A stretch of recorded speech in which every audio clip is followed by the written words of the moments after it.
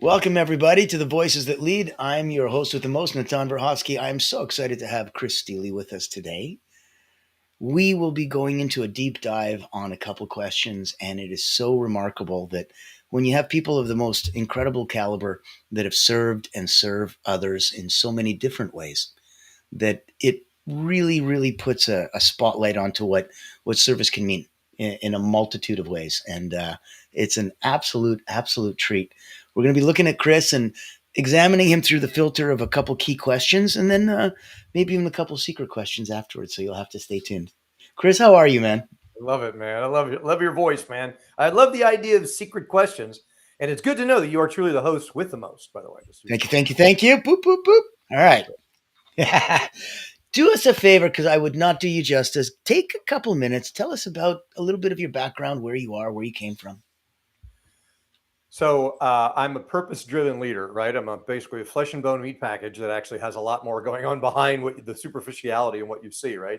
So I mean, ultimately, what it comes down to is I'm the founder of a management consulting and facilitation practice that's dedicated to helping leaders achieve championship level performance. My background is championship level performance. I won a collegiate national championship in the sport of rowing, and I went on to coach the sport for many years. So we're kind of my business is kind of like a strategic coach for athletes, elite athletes, right?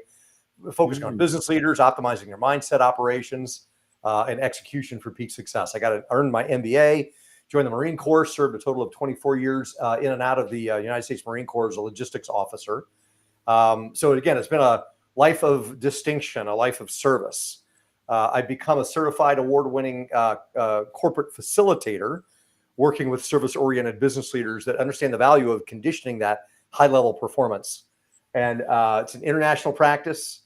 I worked in Silicon Valley, was an IT executive there for a while. I've coached the people that coach and train 12,000 people per week in 26 countries with the world's largest business coaching franchise.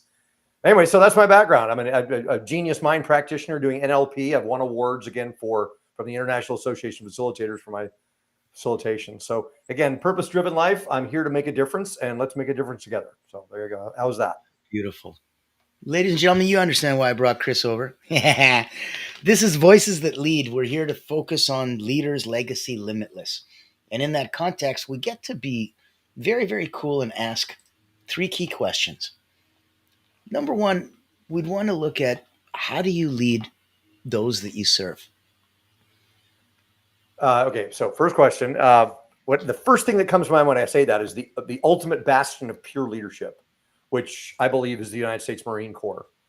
And you're put into a position when I was 27 years old. Basically, we went off to war, so I joined the war effort, and I became an officer. And for me, the context of leadership, what really struck me when I became an effective leader was when I realized that leadership was not about me. It was all about the people that I lead. So for me, leadership is about empowering other people to be as effective as they can be as a unit. And once I think that it's about me and I have this ego and I want to be aggrandized and I want to have the bravado and everything, then I lose that essence of what true leadership is. So leadership is taking the spotlight off of me and truly, authentically shining it on my constituents, the people that are following me, with a caring, loving orientation. So I love that. I love that. Thank you. Thank you. Now, in that context, when we look at it, and we're always trying to shine a spotlight, because if you get to embody it, and if you get to really do it in a way that isn't self-serving, it's there for others and it's there to help others.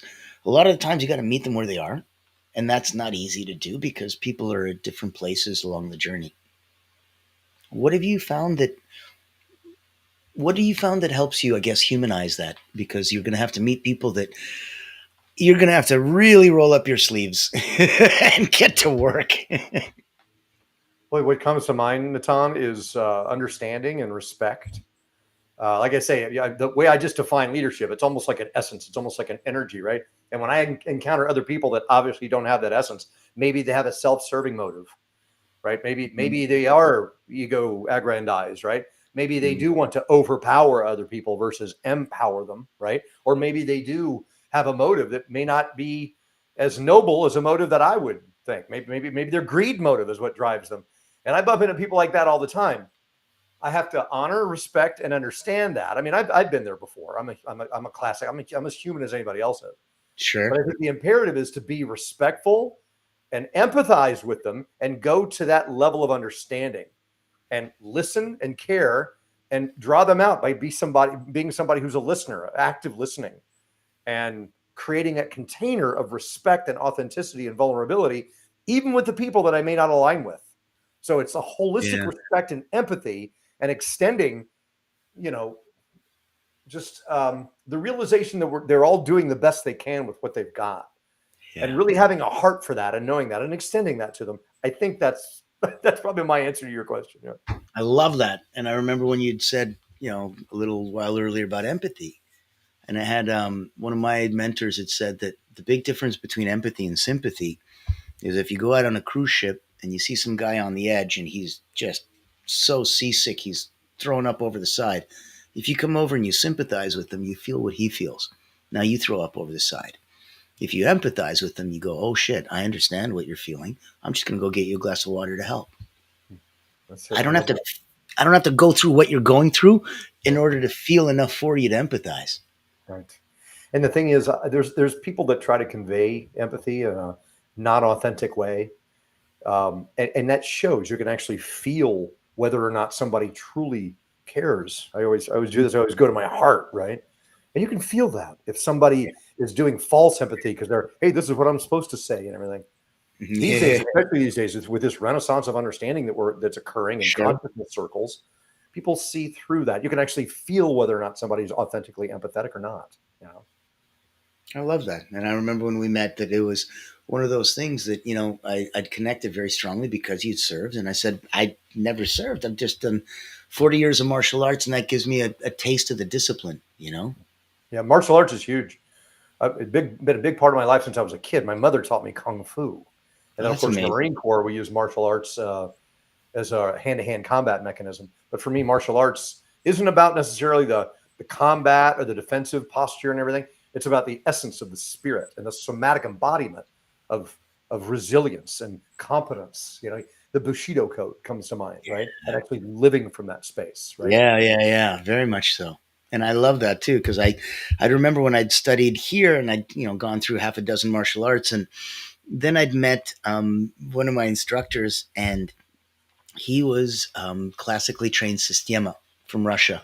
He was a Russian commando, and in his capacity, he was at Cirque du Soleil. So he was an acrobat, and people wouldn't know that you're like also a fifth degree black belt and ridiculously lethal in multiple ways. And he's just sitting here, juggling and shit. It was absolutely incredible. And then I see this, and I see him fooling around. I was about 18, way back in another life. And I come up and I'm like, oh my God, you do martial arts? I do martial arts. I'm like, like an idiot, right? Wee! And so I pop in, and he's like, okay, I'm only going to hit you as hard as you hit me. And I'm like, okay, let's do this. And I go to hit him. And next thing you know, he's behind my. And I'm like, what's going on? He's like, well, I'm about to kill you. And I'm like, well, hold on a second. He goes, Wait you a can second. resist if you want. You die a hero. It's your choice. You die. You don't die a hero. You die a hero. Your choice. You resist. It's up to you. But either way, you're dead. I'm like, son of a bitch. So I came the other way. And again, I'm like, okay. So the lethality hit me so beautifully. And the concept that when I was at a guy's gym where I was training and paying for it, obviously, as a student, he did a spinning sidekick, hit me in the stomach, I got winded, I flew back, and I'm like, and he runs over, he's like, oh my God, are you okay? Are you okay? Are you okay? And I'm like, I know he cares on a human level, but I also represent money to him. When Sonia, my Spartan friend, did the same spinning heel kick, and I flew back and I landed, and I'm sitting there going, he just looked at me and said, ready? And I was like, okay, this is going to be hard style. Gotcha. I And then you got ready, didn't you? had no choice, brother. I had no choice.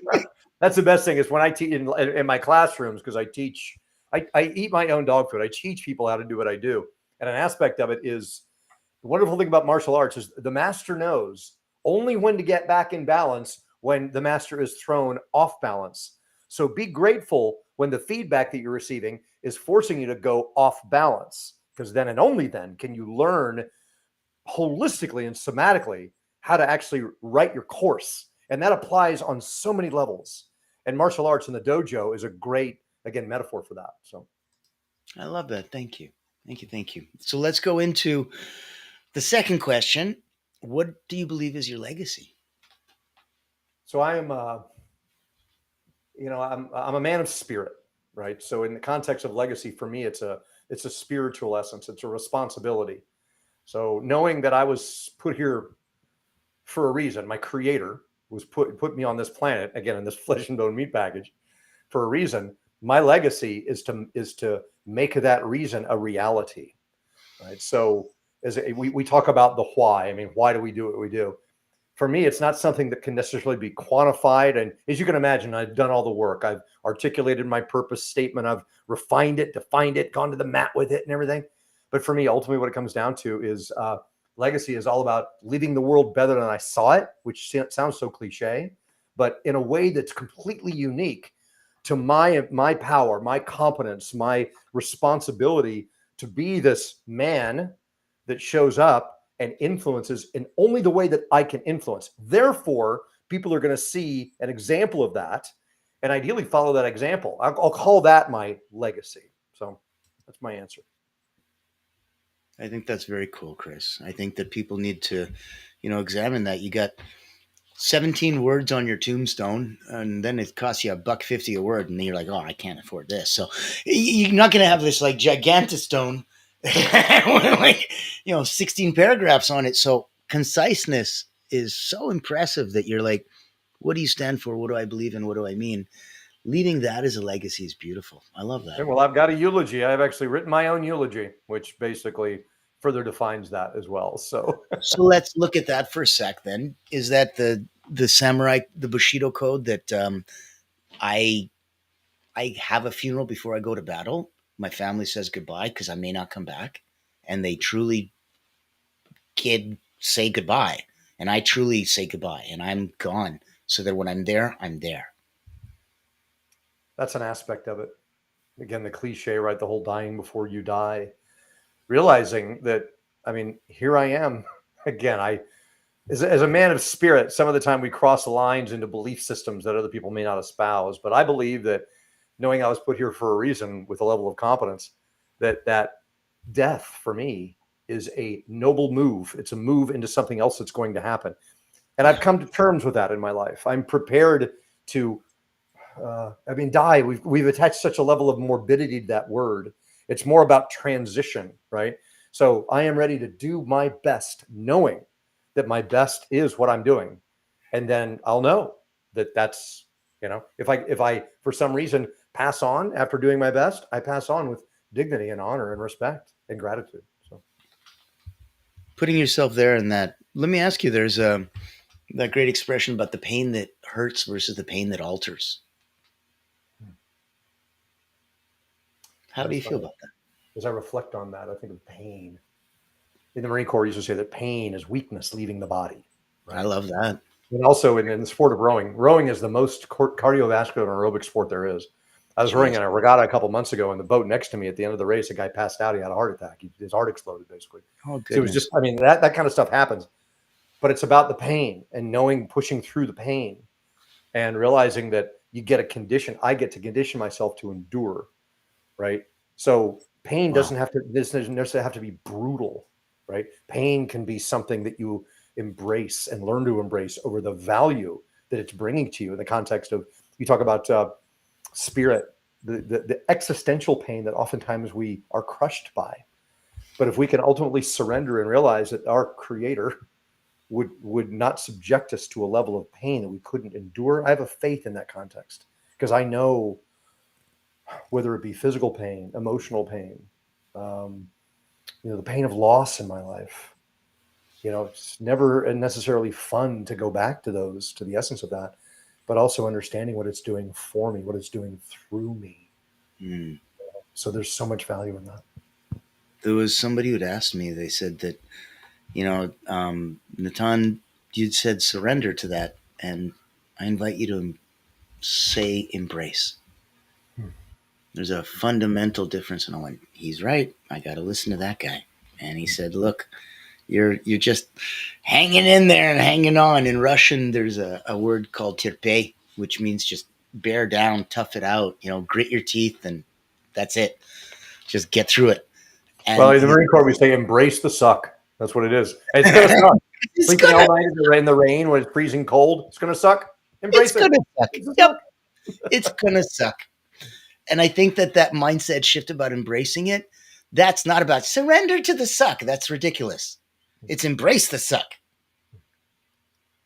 Yeah, it's funny. It's almost like letting it empower, letting it condition you.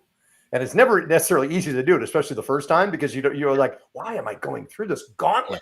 Yes. Yes. But then on the other side of the gauntlet, you're like, oh, I get it now. And then after that, you realize the value of the pain, right? Isn't it true that you always suck the first time you're going through anything anyway? So that's the next time you go through, you will be better. And that's one of the reasons people don't try, is because they don't want to fail, right? But the only back to martial arts in the dojo. As soon as you walk into the dojo with a white belt, you're on your ass. I mean, you're thrown down. Yeah. If you're not ready for that and conditioned for that, people will turn around and walk out, not wanting to go into that gauntlet. Again, the initiation. That's one of the things, Natan, that I think we're really missing in life. You talk about legacy.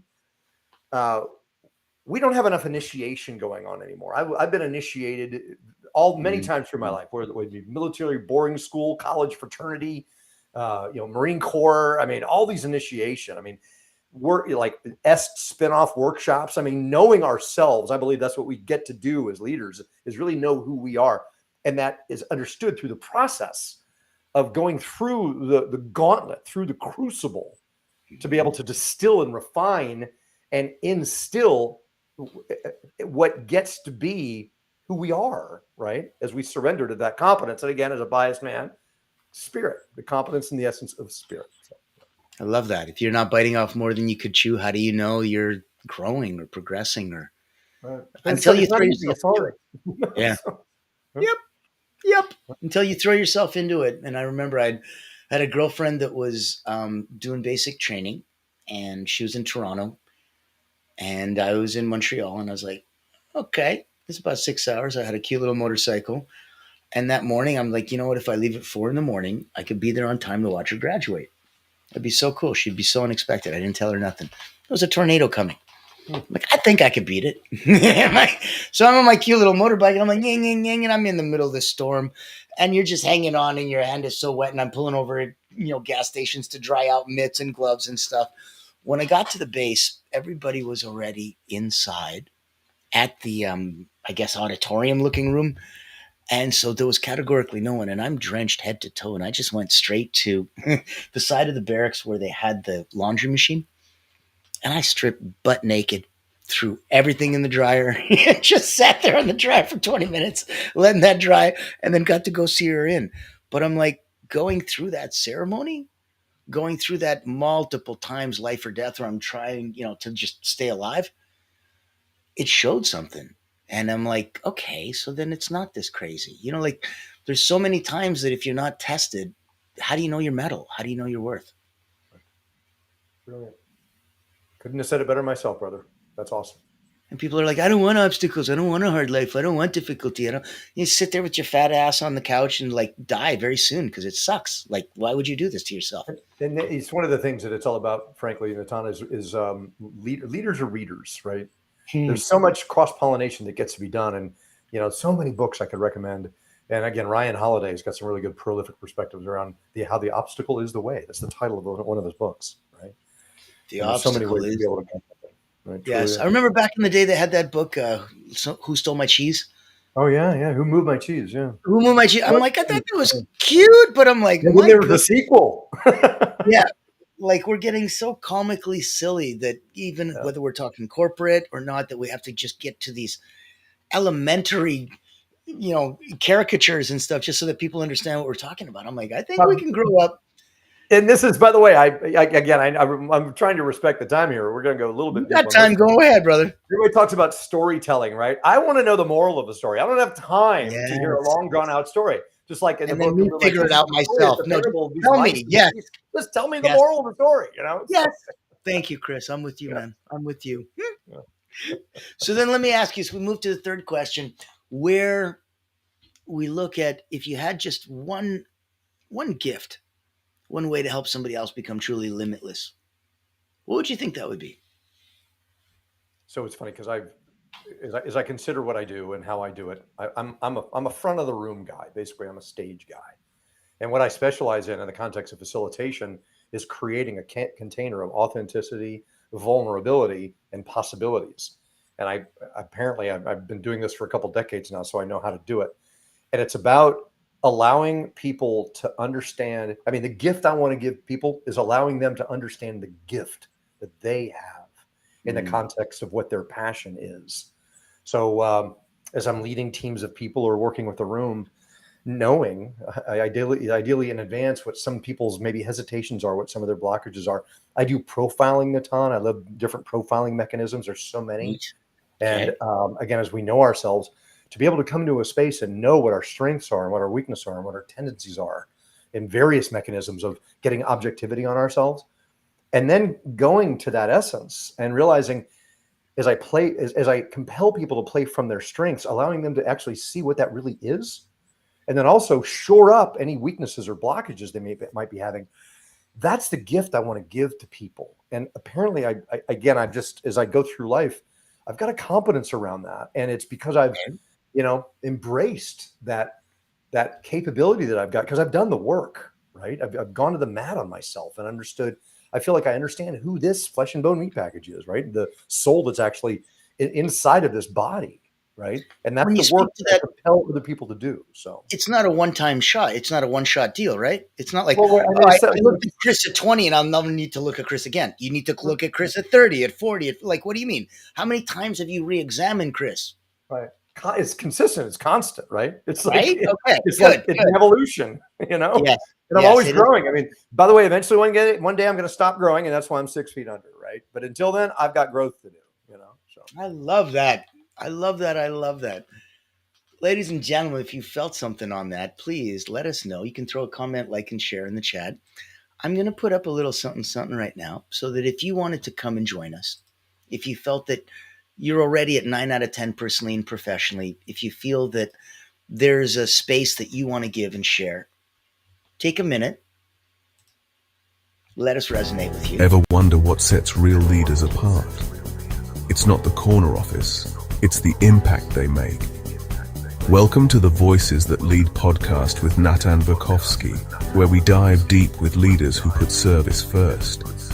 These aren't just CEOs or big names. They're people making a difference, building legacies through acts of kindness, mentorship, and heart. Every episode you'll hear powerful stories, straight from those who lift others up and inspire change.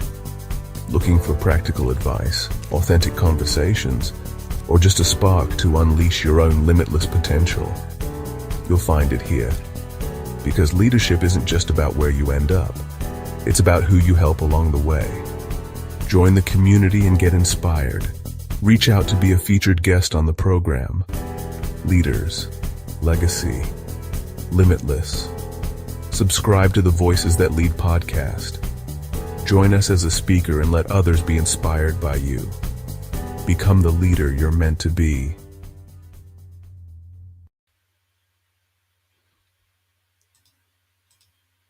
There we go. I'm going to try to unmute you, Chris. See if you can unmute yourself. I clicked that button by accident. Hold on. Let me make you full screen, and then let's go on your volume. There we go. that's Chris, good. can you hear me? There you I got go. you now. Back. Yeah, Awesome sauce. beautiful. Good stuff. All right. Welcome back. Guys, thank you so much for being here and playing in this little bit of a sandbox that we have. I hope you appreciate the value, the quality, the respect, the absolute longevity that Chris brings, that there's so much and it has so much meaning that I invite you to unravel it. I invite you to speak to the man himself, the myth, the legend. Go out there, see where he can come to you personally, professionally, at your company, your corporation, where he can hit you on a human level. Chris is an incredible person, and I'm so, so glad that we had you over here on the Voices That Lead. I think that was just absolutely wonderful.